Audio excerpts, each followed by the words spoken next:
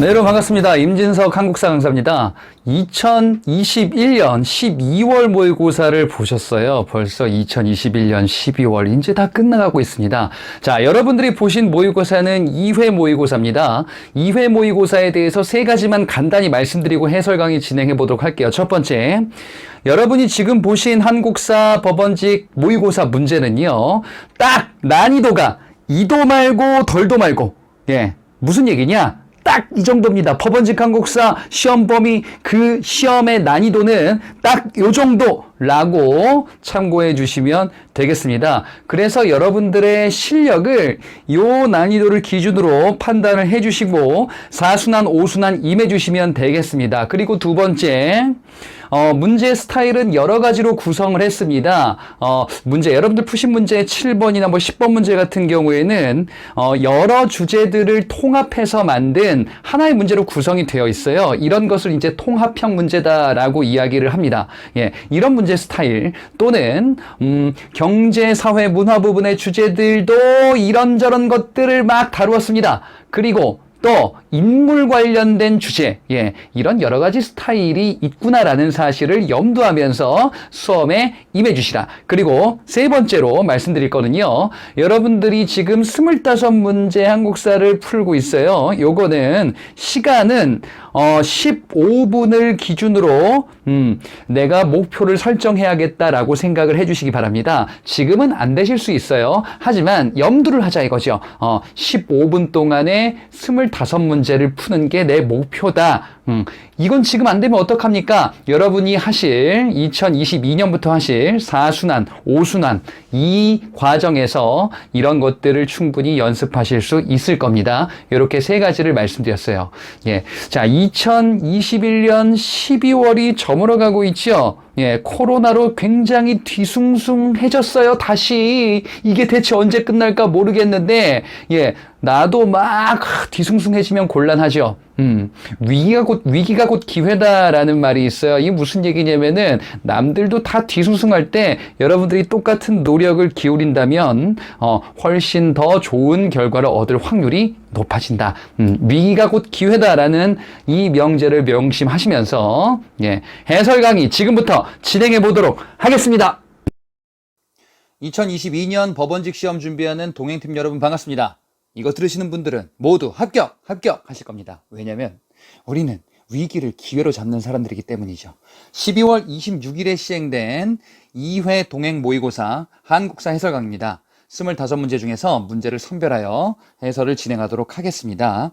첫 번째는 2번 문제입니다. 자, 다음 보기 역사적 사건의 순서를 올바르게 배열한 것을 골라보자. 사건의 선후관계를 파악하는 문제인데 보니까 지금 고구려 백제 신라 삼국시대의 주요 사건들에 대해서 나와 있습니다. 삼국시대에 고구려 백제 신라 넓게는 이제 가야까지 해서 주요 사건들을 나열하는 이런 문제 패턴들 상당히 빈번하게 나오게 될 건데요. 자, 빠르게 판단하는 방법은요, 몇 세기인지를 먼저 파악하는 겁니다. 자, 가에 보니까 고구려 장수왕 평양으로 도읍을 천도하였다. 장수왕의 남진 정책이에요. 자, 고구려 장수왕이 지금 몇 세기인지를 파악하셔야 되겠죠. 장수왕이 등장해서 고구려의 전성기로 들어간 요 시기는 바로 5세기에 해당합니다.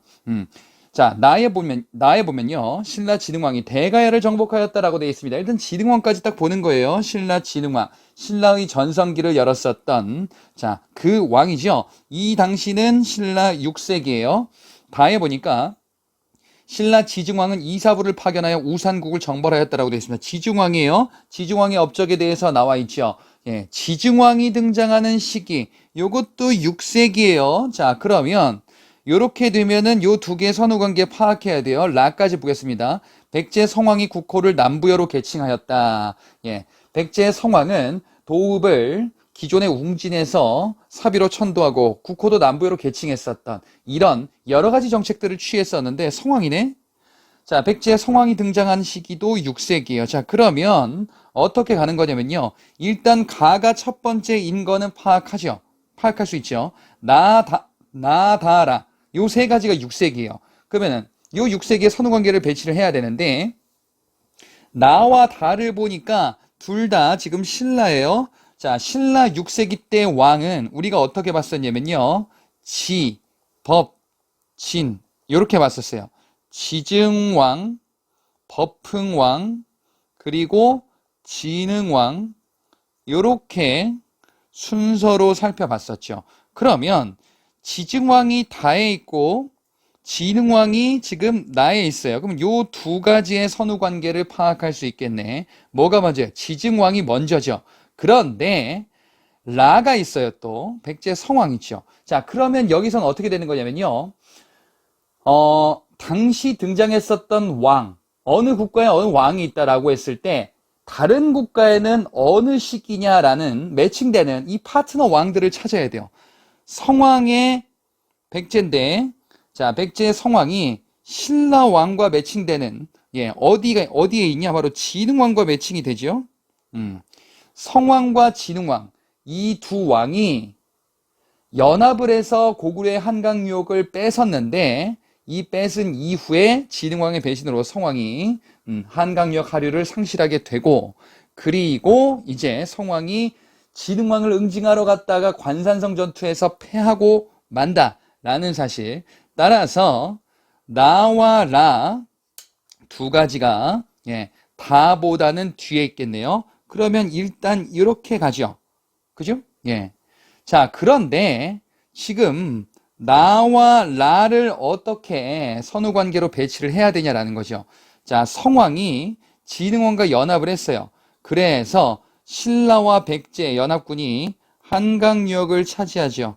자, 신라 기준으로 한번 말씀을 드릴게요. 한강 유역을 차지했었어요. 한강 어디를 차지하냐? 한강 상류를 차지했었어요. 백제는 하류를 차지했었죠. 그랬는데 진흥왕의 배신으로 백제 성왕이 차지했었던 한강 하류를 신라가 차지하네.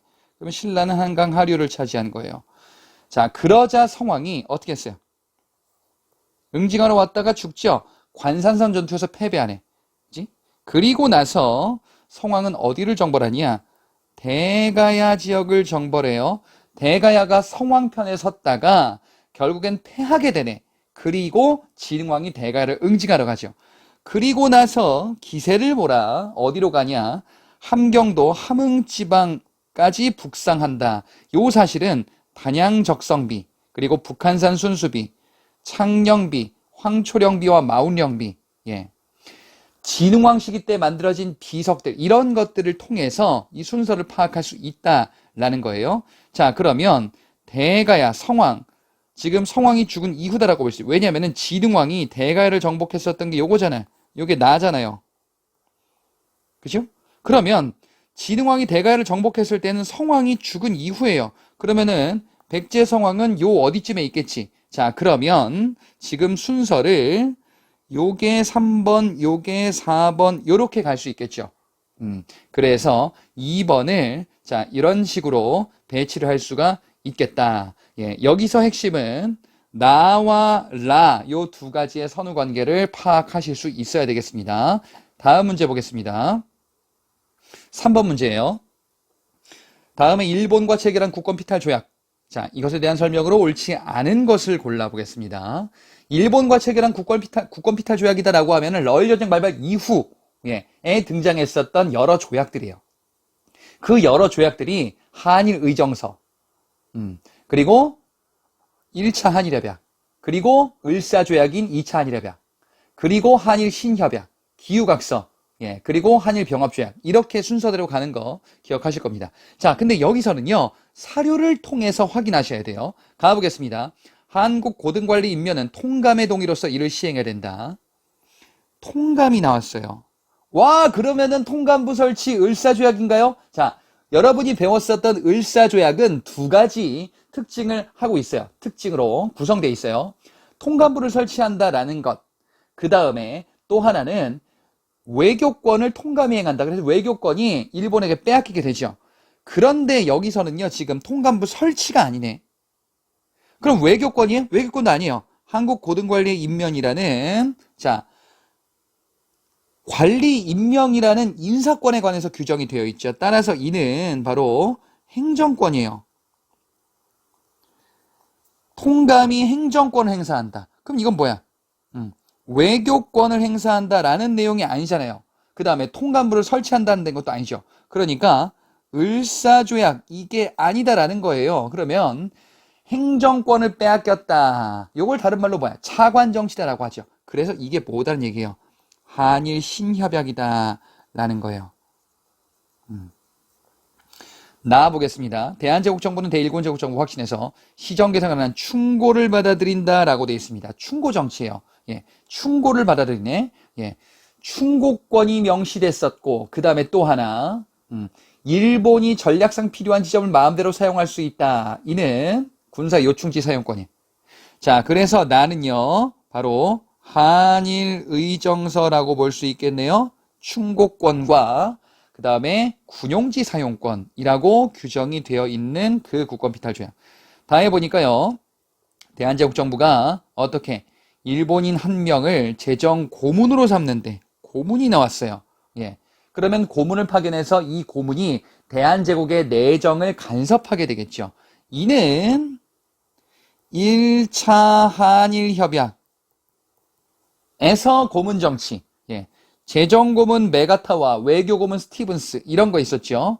자, 그러면 지금 국권피탈조약은 아까 말로 말씀드렸었는데 한일의정서 그리고 예, 1차 한일협약 그 다음에 2차 한일협약인 을사조약 한일신협약 그리고 기후각서 그 다음에 한일병합조약 요건 경술국치다라고 했었던 거죠. 자, 그러니까 지금 가나다가 이렇게 구성되어 있고 만약에 순서다라고 한다면 나가 제일 처음이고요. 그 다음에 다, 그 다음에 가 이렇게 가겠죠? 자, 이렇게 우리가 파악을 했습니다. 그럼 보기를 보겠습니다. 1번 가 초대 통감이 파견되는 계기가 되었다라고 돼 있는데요. 초대 통감, 그러면 통감이 파견됐는데 처음 통감이네.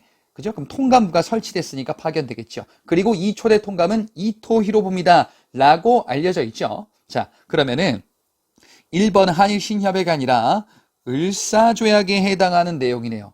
예. 그래서 1번, 틀렸다. 답이 1번이 되겠죠. 자, 2번에 이를 통해서 일본이 군사 요충지를 확보하였다. 그래, 이게 한일 의정서죠. 그러니까 충고정치와 한일 의정서가 명시됐었던 그 조약, 나에 해당하는 내용으로 볼 수 있겠다. 3번. 이에 따라 메가타와 스티븐스가 고문으로 임명되었다. 그렇죠? 예, 바로 이들이 각각 재정고문과 예, 외교고문으로 임명이 되었더라. 1차 한일협약 내용이었습니다. 4번. 시기적으로 나다가의 순서로 체결되었다. 이렇게 우리가 아까 살펴봤었습니다. 예, 그래서 답은 1번이 되겠습니다. 5번 문제 보겠습니다. 다음 사건은 시기순으로 나열한 것을 골라보자. 쭉 보니까 지금 고려시대의 경제 주제가 나와 있습니다. 그리고 정치적인 사건도 같이 나와 있죠. 예, 이런 통합형 문제를 대처를 해보자는 겁니다. 자, 가를 보겠습니다. 철전인 건원중보를 발행하였다. 고려시대에 발행됐었던 각종 화폐들을 우리가 살펴봤었는데, 자, 철전인 건원중보. 건원중보 아셔야 되겠고요. 이게 철로 만든 철전 화폐다라는 사실 알고 계셔야 되겠어요. 자, 그런데 이는 우리나라 역사 최초의 화폐로 알려져 있고요. 고려 초 성종 때의 정책으로도 알고 계셔야 되겠습니다. 그럼 고려 초기 성종이라는 구체적인 시점이 딱 명시가 되어 있네요. 나에 보니까요. 개경으로의 환도를 단행하였다. 이건 어떻게 된 거예요? 고려 후기, 예, 개경으로 환도하면서 몽골과의 항쟁은 끝난 것이고, 그리고 이제 원간섭기로 접어든 거죠. 예, 그래서 대몽 항쟁이 끝났었던, 예, 이제 어떻게 된 거냐? 원간섭기로 접어드는 시점입니다. 고려 후기에 해당하는 내용이죠. 빈민구제기금인 제위보를 설치하였다. 자, 제위보가 빈민구제기금이다라는 그 의미도 아셔야 되겠고 시점도 아셔야 됩니다. 이런 정책이 시행된 시점은 고려 초기 광종 요식입니다. 그러니까 가와 다가 초기인데 예, 광종이 먼저 성종이 다음이죠. 경기도 지역의 토지를 분급하는 과전법을 실시하였다. 자, 과전법은 고려 말 때 공양왕 때 시행된 법으로서 이는 신진사대부들이 주도했었던 정책이죠. 예, 이거는 이제 고려 망할 때쯤이에요. 자, 그러면 가와다가 고려 초기인데 광종이 먼저 성종이 그 다음이네요. 그래서 자, 뭐가 제일 먼저가 되겠냐? 가가 제일 먼저가 되겠고요. 그 다음에 가가 그 다음이 되겠습니다. 그리고 자, 나가 그 다음이 되겠고요.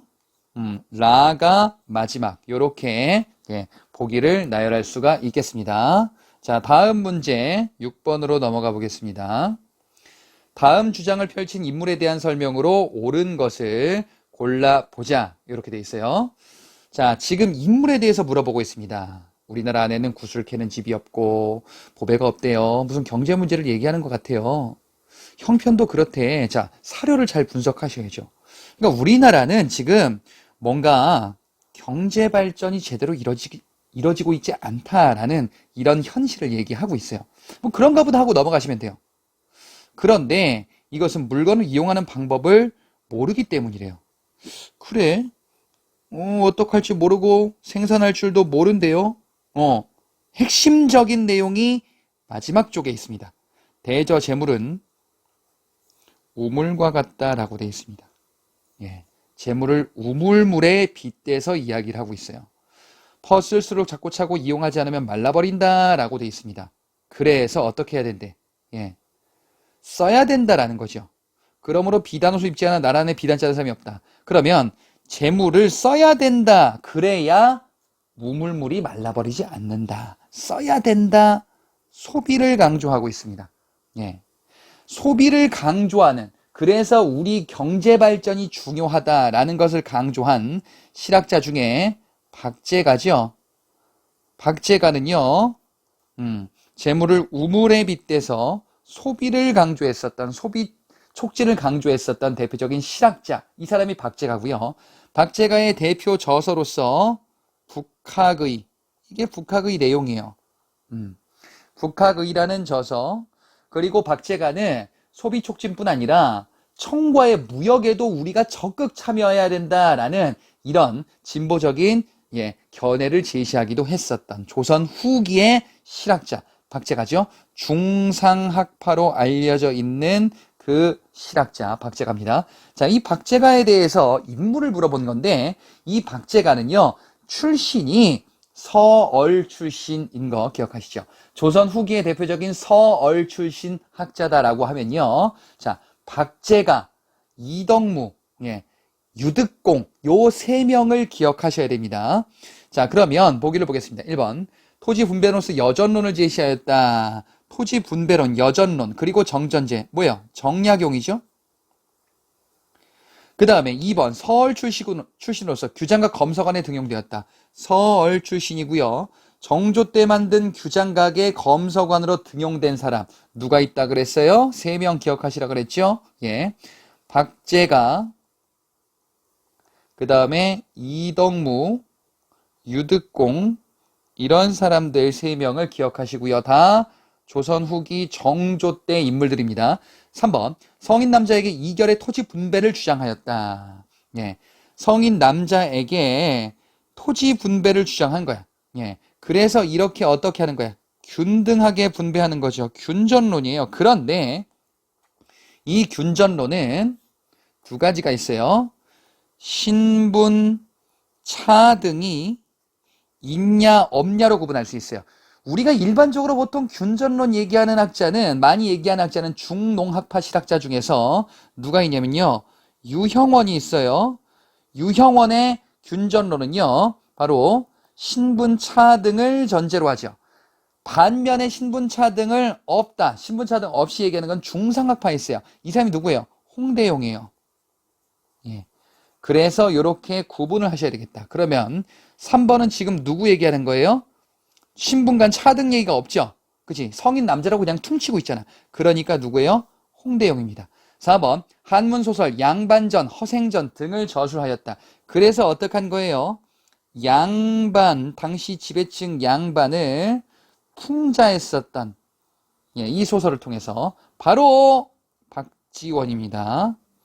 중상학파 박지원은요, 이 사람은 바로 화폐의 유통, 이런 것을 강조했었던 대표적인 실학자로 알려져 있죠. 그리고 술의 사용을 중시했었던 그 실학자죠. 박지원은 서울 출신 아닙니다. 예, 그래서 답은 2번이 되겠습니다. 다음 문제 보겠습니다. 이번에는 7번 문제예요. 자, 다음 사료 가나 제위, 당시 왕 제위식이 있었던 사실. 자, 가를 보겠습니다. 의정부의 여러 일을 나누어서 6조에 기속시켰대. 그러면은 의정부와 6조의 관계에 대해서 이야기를 하겠구나. 예. 의정부와 6조의 기능. 의정부가 실질적으로 6조를 지휘하면서 결정 권한 서사를 행하는 이런 제도를 의정부 서사제다 이렇게 얘기를 해요. 반면에 의정부가 서사, 즉 결정의 기능을 수행하는 게 아니라 왕이 직접 6조를 관장하고 의정부는 그냥 논의 심의만 한다. 그래서 의정부의 기능이 강하다라고 하면은 서사제고, 그렇지 않고 의정부가 아니라 왕이 직접 챙긴다라고 하면요, 6조 직계제다 라고 우리가 봤었죠. 예, 6조 직계제. 자, 그래서 이 두 가지를 구분하는 거예요. 자, 지금 가를 보니까 의정부와 6조에 대해서 이야기를 하고 있는데, 처음에 왕이 의정부의 권한이 막중함을 염려했대. 그럼 의정부의 권한이 막중한 게 싫다라는 거예요. 그죠? 그래서 없애려고 했었어요. 없앨 생각이 있었지만 신중히 여겨서 서두르지 않았대. 그러면 없애지는 않았나 봐. 그런데 의정부가 관장한 일은 이런 것들 뿐이었다. 그러면 의정부의 권한이 요거 말고는 없다라는 거죠. 그러면은 의정부 서사제와 6조 직계제 중에서 이건 뭐야? 6조 직계제예요. 그런데 이 6조 직계제를 시행했었던 왕이 둘이 있어요. 태종과 세조가 있죠. 그죠? 이 둘의 차이를 봐야 돼요. 자, 이 중에서 의정부를 없애려다가 안 없애고, 그래, 요 정도로 축소하지, 이렇게 나오면은 이건 뭐라고 그랬냐면요, 태종이라 그랬어요. 자, 그래서 가는 6조 직계제를 시행했었던 태종입니다. 나를 보겠습니다. 상황이 나이가 어려 무릇 좋지 않은 바는, 상황 이전의 왕이 나이가 어리대. 그래서 대신들에게 맡겨 논의를 했대. 그러면 왕이 직접 뭔가 6조를 관장하고 이거 잘 못했나 봐. 그런데 지금 내가 어떻게 할 거냐면요, 어떻게 개혁을 하겠대. 그리고 서문은 6조가 저마다 직무를 맡아 짓게 한다. 6조가 왕한테 직접 보고해라 라는 거예요. 그죠? 그럼 난 이렇게 하겠다라는 거야. 이전의 상황은 그렇게 하지 못했으니까. 그럼 이것도 의정부 서사제와 6조 직계제 중에서 6조 직계제에 해당하는 내용이야. 그렇죠? 그런데 상황이 나이가 어리대. 태종의 상황은 형인 정종이에요. 세조의 상황은 조카인 단종이죠. 그래, 그러면 상황이 나이가 어리다라고 하면은 누구야? 세조예요. 그지? 자, 그래서 가는 태종, 나는 세조, 요렇게 각각 매칭을 할 수가 있겠습니다. 자, 1번 보겠습니다. 한양기준역법서 7정산을 간행하였다. 요거는 세종 때 시행된 문화정책으로 알려져 있죠. 예, 7정산 역법서. 그리고 기타 이제 농서로서 뭐 농사직설, 의학서로서 향약집성방, 의방유치 이런 것들이 있는 것 쭉 기억하실 겁니다. 2번, 사군과 육진을 개척해서 오늘날 국정성 확정했다. 사군과 육진을 개척해서 여진족을 몰아내고 영토를 확장하죠. 이것도 세종 때 시행된 정책. 3번, 수신전과 휴량전을 폐지하는 직전법을 시행하였다. 직전법은 기존의 과전법, 요 과전법을 바꾼 거죠. 그게 뭔데? 세습 기반으로 물려줄 수 있는 수신전과 휴량전을 폐지하는 정책. 이게 바로 언제 때요? 세조 때의 정책이죠. 그래서 3번이 답이 되겠다. 4번, 홍문관을 두어서 주요 관리들을 경연에 참여하게 하였다. 홍문관은 세종 때 만든 집현전을 계승한, 그래서 언제요? 성종 때의 정책이죠. 예, 답은 3번입니다. 8번 문제 보겠습니다. 자, 다음 합의문에 대한 설명으로 옳은 것을 골라보자. 자, 지금 조국 통일 원칙의 합의를 보았대요. 예, 그러면은 통일 관련 남북의 합의겠다라는 사실을 볼 수 있겠네. 보니까 지금 첫째, 둘째, 이렇게 되어 있습니다. 예. 첫째, 자주적으로 해결한다라는 단서를 찾아야 돼요. 둘째 보니까 통일을 어떻게 한대요? 평화적 방법으로 한대. 예. 이 단서를 찾은 거야. 하나가 더 있겠죠. 뭐가 있겠어요? 셋째, 민족적 대단결. 그러면 이렇게 볼 수 있네요. 자주, 평화, 민족적 대단결. 이게 뭔데요? 7.4 남북 공동성명에서 북한과 합의한 통일의 3대 원칙이었었죠. 이는 1970년대 초 유신체제 출범 직전에 있었던 합의문이 되겠죠. 남북 간의 최초의 합의인데 공식적인 합의는 아니었어요. 자, 그러면 이에 대해서 7.4 남북 공동성명에 대해서 옳은 것을 찾아보겠습니다. 1번. 이는 남북 기본합의서이다. 아니다. 7.4 남북 공동성명이다. 남북 기본합의서는 뭐예요? 노태우 정부 시기 때 90년대 초죠. 이때 만들어진 건데 잠정적인 특수관계로 명시했었던 남과 북의 관계를 이렇게 명시를 하고요. 그리고 남북 간 무력에 의한 침략하지 않는다. 불가침과 관련된 그 명문의 규정이 담겨 있는 게 남북 기본합의서죠. 2번. 발표 직후 남북조절위원회를 구성하였다. 그렇죠. 7.4 남북 공동성명의 후속 조치예요. 뭐가? 남북조절위원회. 그러니까 요것도 알고 계셔야 되겠지. 3번. 남북 정상회담 결과로 발표된 성명서이다. 이는 2000년에 당시 김대중 대통령과 북한의 김정일 국방위원장이 만나서 합의했었던 남북 정상회담이고요.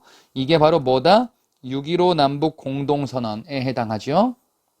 6.15 남북 공동선언에서는 남과 북의 통일 방안, 남측의 연합제와 북측의 낮은 단계 연방제의 공통성을 인정한다라고 합의를 합니다. 4번. 이에 따라 남북한 이산가족 상봉이 실현되었다. 이산가족 상봉의 최초는 전두환 정부 시기입니다. 그래서 이는 80년대에 해당해요. 요거는 지금 70년대. 요때는 이산가족 상봉이 없을 때다. 답은 그래서 2번이 되겠죠. 다음 문제 보겠습니다. 9번입니다. 자, 문화유산이 제작된 시기. 자, 지금 띡하니 사진만 덩그러니 있습니다. 사진 보고 이게 무슨 유물유적인지를 파악하셔야 되겠고 또 순서를 파악하셔야 되겠네. 시기를 파악해야 되죠. 그러니까 가를 보겠습니다. 이게 뭐야? 이상하게 생겼어. 가는 불상인데 굉장히 특이하게 생겼죠. 거대 불상이면서 개성이 강하고 그리고 거대 불상의 특징을 띠고 있는 고려시대 불상이에요. 가는 고려시대에 만들었던 불상인데 이게 뭐였어요? 이거 대표적으로 여러분들 많이 봤었던 거죠. 논산의 관촉사 석조 미륵보살 입상. 요게 바로 가에 해당하죠. 그죠? 나를 보겠습니다. 나는요, 요거는 굉장히 견고하게 생겼죠. 뭔가 어떤 도구를 통해서 만들었을 것 같은 이런 단단한 성의 형태를 띠고 있다. 바로 수원 화성이에요. 유네스코 세계 문화유산으로 등재되기도 했었다. 요거는 조선시대 후기에 해당하죠. 정조식이다. 그럼 가는요, 좀 아까 봤던 이 가는 고려시대인데 어느 시기입니까? 이 고려시대에 굉장히 이게 지금 개성이 강하죠. 파격적이고 개성이 강하잖아요. 이렇게 개성이 강한 불상은 고려 초기 지역색이 강한 특징으로 볼 수 있어요. 지역색이 강하다 호족 특징으로 볼 수 있습니다. 따라서 지방 호족의 특색이 반영된 불상이라고 볼 수 있거든요. 그래서 호족 시대인 고려 초기에 해당합니다. 이렇게 우리가 시기를 파악해 볼 수 있고요. 달을 보니까 요거는 도자기인데 그 중에서도 뭔가 회색 빛깔을 띠는 것처럼 생겼죠. 자, 요게 바로 분청사기예요. 분청사기로서 요 그림 파악하고 계셔야 됩니다. 자, 이 분청사기가 유행했었던 시기는 고려 말에서 조선 초기예요. 그죠? 요렇게 파악할 수 있겠고, 요 전에 있었던 게 상감청자, 요 이후에 있었던 게 순백자, 이렇게 갑니다. 라를 보니까 요거는 딱 보니까 그거다. 목탑 양식의 석탑. 석탑인데 목탑 양식처럼 불탑을 만들었죠. 이는 백제의 미륵사지 석탑이에요. 그러니까 이건 삼국시대죠. 삼국시대인데 백제입니다. 자, 조금 더 구체적으로 들어가 볼까? 미륵사지 석탑은 어느 왕 때 만들었을까요?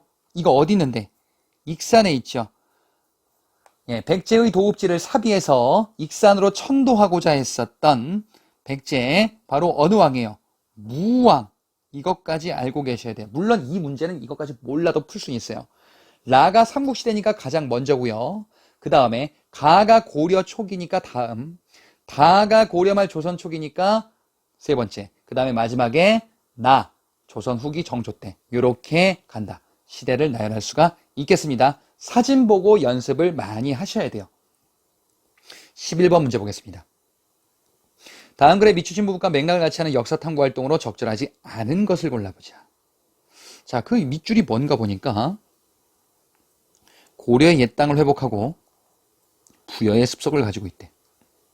그러면 지금 이 나라는 고려, 부여 요 두 가지 국가와 관련이 있네요. 근데 보니까 지금 발해왕. 그럼 발해가 계승했구나.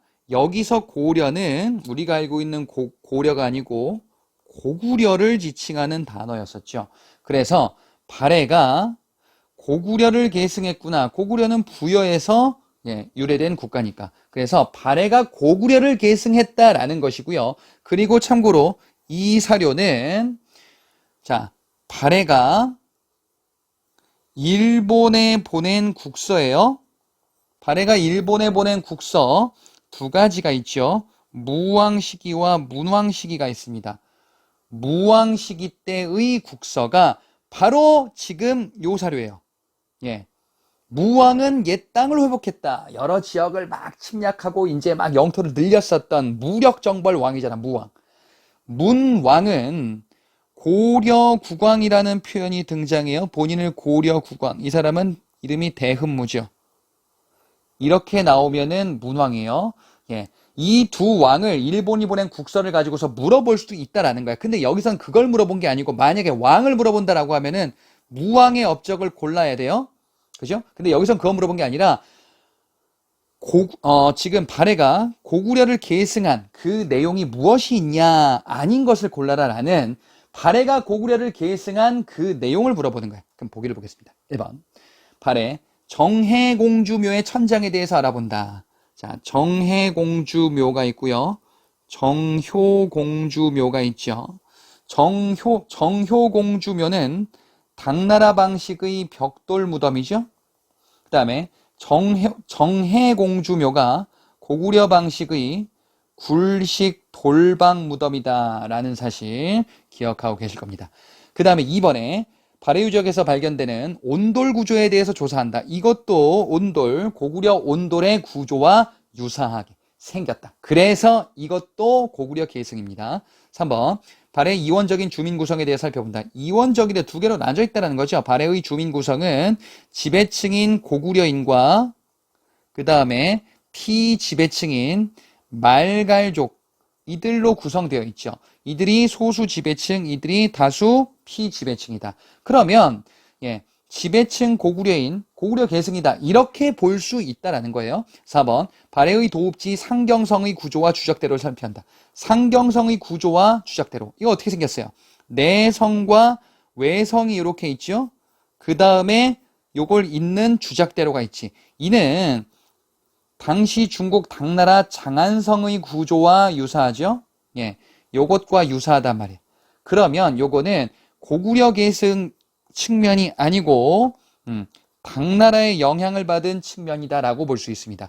당나라의 영향을 받은 것 또 하나가 있죠. 당의 삼성육부를 받아들였다라는 것과 더불어서 고구려 계승과는 관련이 없구나. 답이 4번입니다.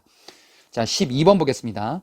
다음 자료 예송전개 과정을 정리한 겁니다. 가나서역에 대해서 옳은 것을 골라보자. 자, 예송이래요. 예송논쟁. 예송논쟁은 누가 한 겁니까? 남인과 서인이 한 거죠. 자, 남인과 서인이 한 겁니다. 이 남인과 서인의 예송 논쟁은 1차와 2차 예속 논쟁이 이렇게 각각 있었어요. 요거는 이 예속 논쟁은 현종 때, 조선 후기 현종 때 있었던 논쟁이죠. 1차 예속 논쟁은 이전에 자위대비가 이제 상복을 얼마 입느냐라는 거 가지고서 있었는데, 요 현종 전에 효종이 죽은 것에 대해서 상복 얼마 입느냐라는 논쟁이죠. 자, 남인 같은 경우에는 서인보다 다 길어요, 기간이.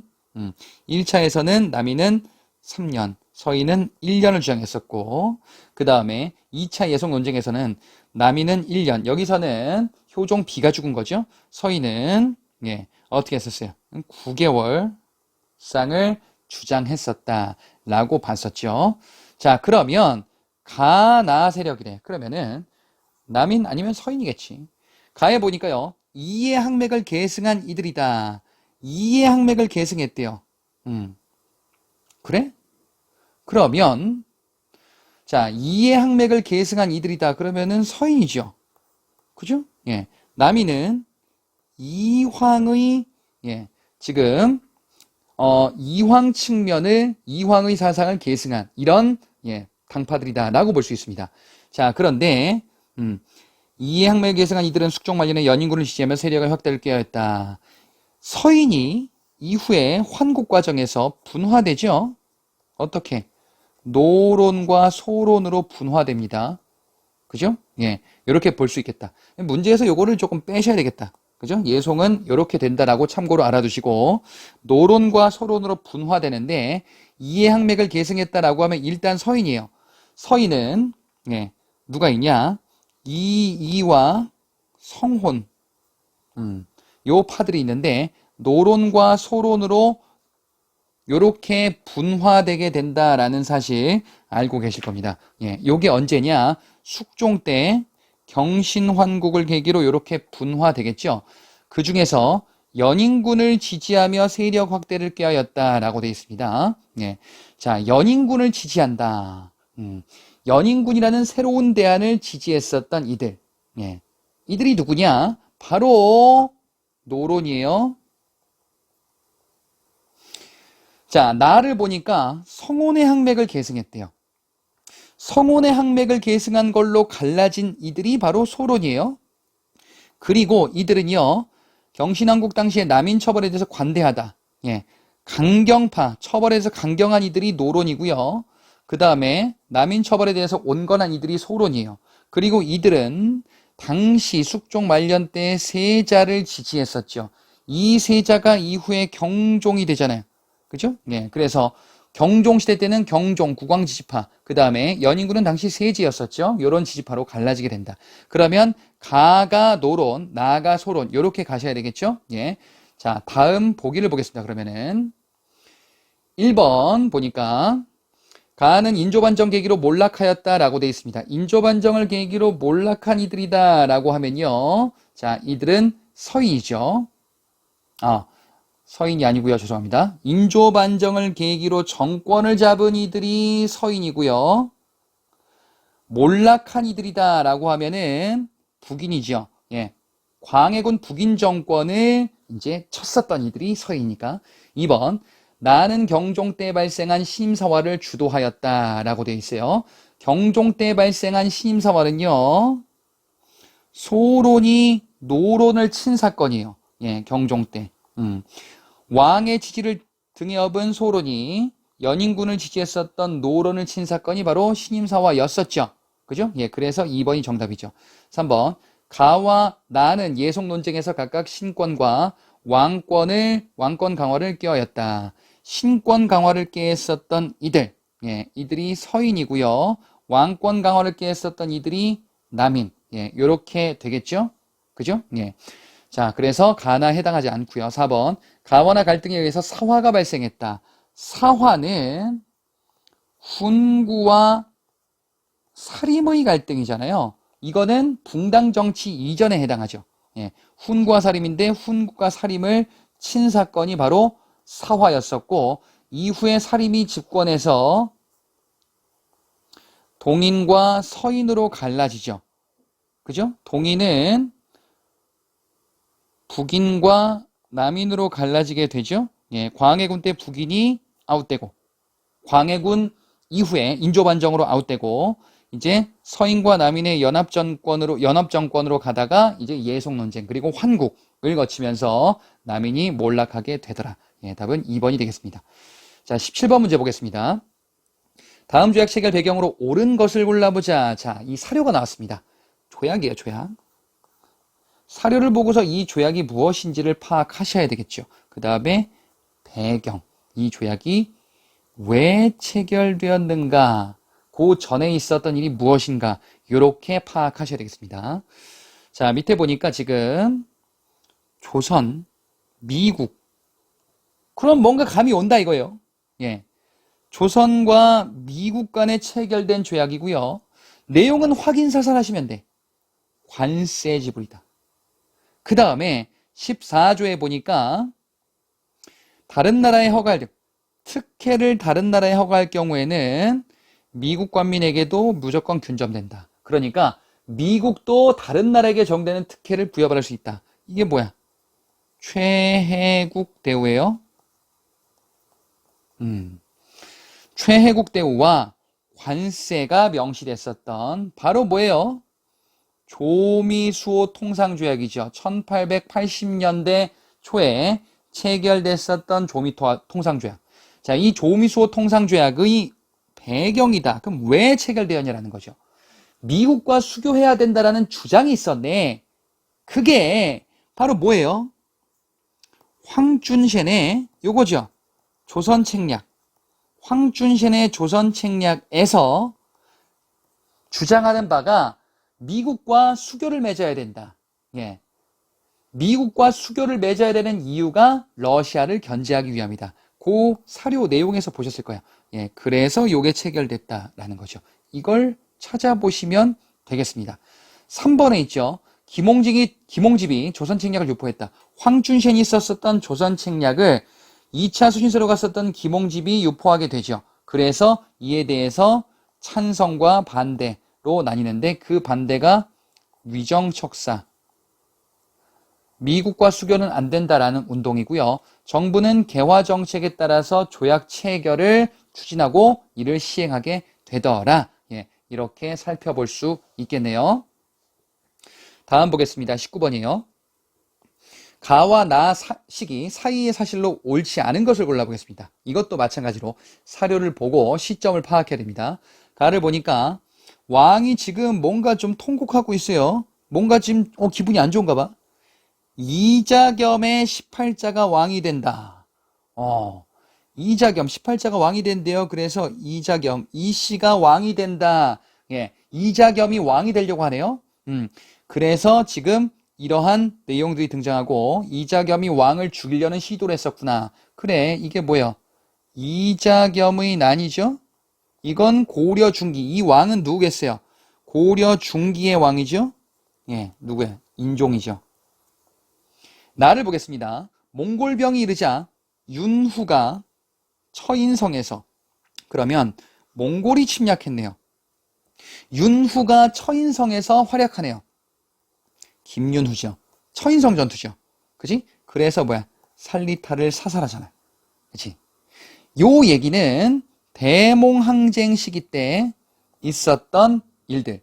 요렇게 쭉 활약을 하지만 당시 이제 몽골과 강화를 맺는 조건으로 항복하게 되죠. 그래서 강화도에서 개경으로 환도하게 되더라 라는 사실. 고려 후기에 해당하는 내용입니다.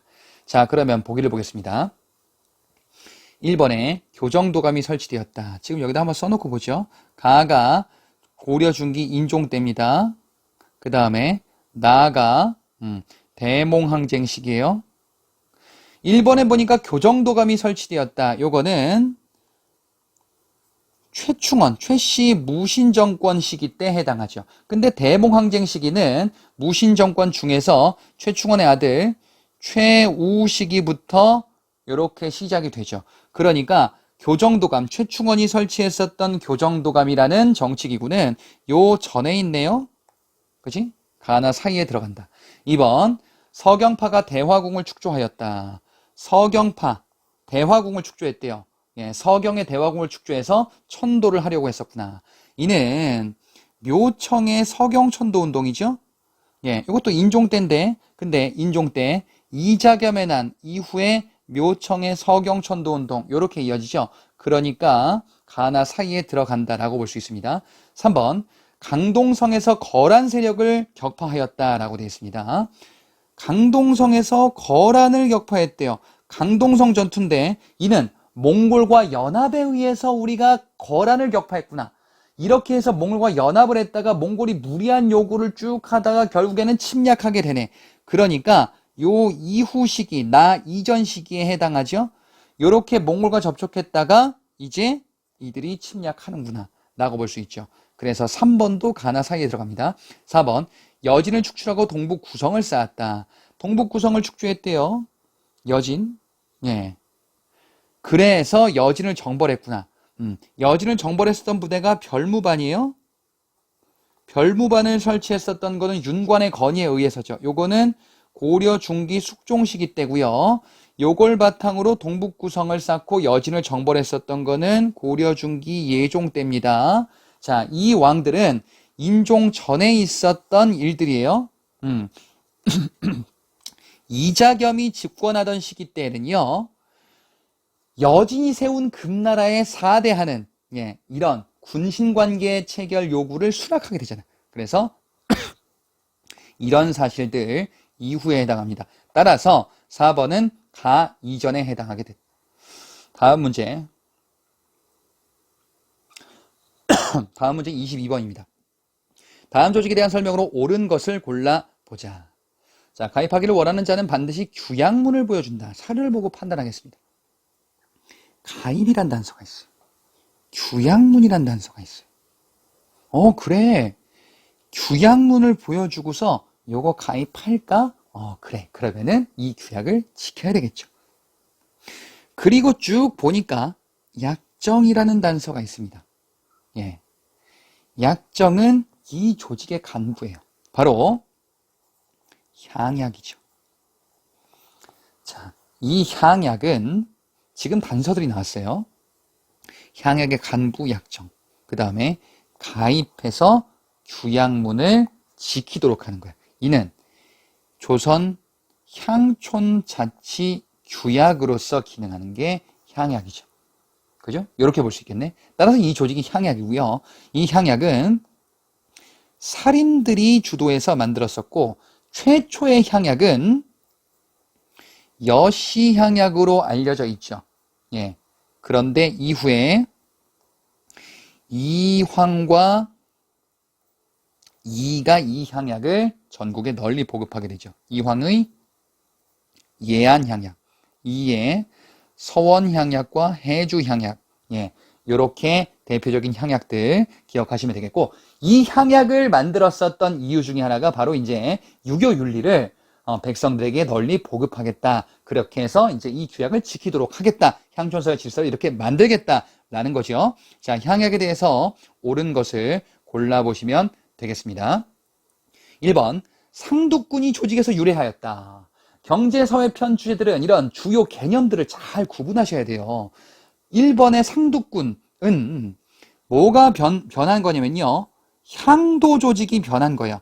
향도는 본래 불교 신앙 조직이었죠. 이거는 농민들이 만든 자치기구였었는데 이 불교 신앙 조직인 향도가 상두꾼으로 바뀌게 된다라는 것을 보셨을 겁니다. 그래서 이거는 향약과 다른 개념이죠. 2번, 향촌사회 선현에 대한 제사를 담당했다. 선현이라는 선대의 학자들을 기리면서 제사를 담당하고 교육도 수행하는 사립교육기관, 바로 뭡니까? 서원이죠. 예, 사림의 또 다른 향촌사회 기반, 이건 교육 기능을 담당하는 서원. 예, 제사와 교육 기능을 담당하네요. 3번, 국왕으로부터 편액과 함께 서적 등을 받기도 했다.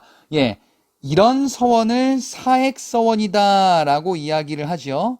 예, 서원 중에서 이렇게 왕에게 칭찬받고 지원, 국가로부터 지원받는 이런 사액서원에 대한 얘기. 그래서 2번과 3번은 서원입니다. 4번, 전통적 미풍양수를 계승하면서 유교 윤리를 가미하였다. 그래서 유교 질서를 향촌서에 보급하고자 했던 게 바로 향약이더라. 답은 4번입니다. 25번 보겠습니다. 다음 글에 설명하는 가기구에 대한 설명으로 옳은 것을 골라보자. 사료를 보자.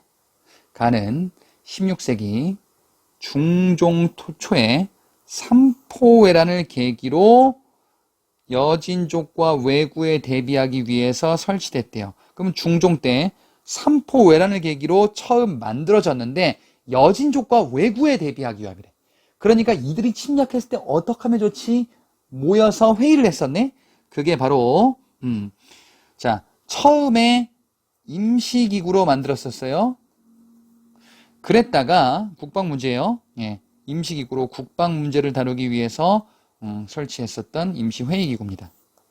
그랬다가 임진왜란 이후에 지금 구성원이 요렇게 확대됐대. 임진왜란 이후 때 확대되면서 기능이 굉장히 강화됐겠죠. 자, 요 사이에 지금 요걸 1번이라고 한다면 중종 때 일을, 2번의 일은 명종 때 을묘외변을 계기로 상설기구화 되죠. 임시기구가 아니라. 그랬다가 임진왜란을 계기로 구성도 확대되면서 최고기구로 자리를 잡죠. 예, 바로 뭡니까? 비변사예요. 자, 그래서 조선 후기의 최고 권력기구로 기능을 하더라. 이 비변사는 조선 후기의 권력이 점점점 강해지는데 19세기 세도정치에 이르러서 그 기능이 아주 막강해질 거예요. 이거 도저히 못 보겠다라고 해서 흥선대원군이 이 비변사를 혁파하죠. 예. 자, 그럼 보기를 보자. 1번. 대원군에 의해서 기능이 강화되어? 아니, 혁파됐다고. 흥선대원군은 의정부를 부활시키고 바로 이 비변사를 혁파하게 되죠. 그럼 비변사는 기존의 의정부 기능을 대체했었구나. 2번이 정답이 되겠네요. 그래서 조선 전기 때는 의정부, 조선 후기 때는 비변사가 최고 권력기구화 되더라. 3번. 붕당 정치의 폐란을 막기 위해 설치된 게 아니고 붕당 정치가 점점 심화되면서 오히려 비변사의 기능은 확대되어 갈 거예요. 4번. 외구 침입에 대비하여 16세기 초 상설기구로 처음 설치되었다. 아까 봤네. 외구 침입에 대비하여서 즉 국방 문제 요것을 처리하기 위해서 처음 설치된 거는 중종 때인데요. 임시기구죠. 상설기구로 됐었던 거는 요거는 언제요? 명종 때 을묘외변을 계기로 이렇게 만들어지게 되더라. 예. 답은 그래서 2번이 되겠습니다. 자, 이렇게 해설 강의 다 진행을 했습니다. 예, 위기가 곧 기회다. 여러분 마지막까지 열심히 하시고요. 다가오는 2022년 한 해 좋은 한 해가 될 수 있게끔 마무리 잘 하시기 바랍니다. 수고 많으셨습니다.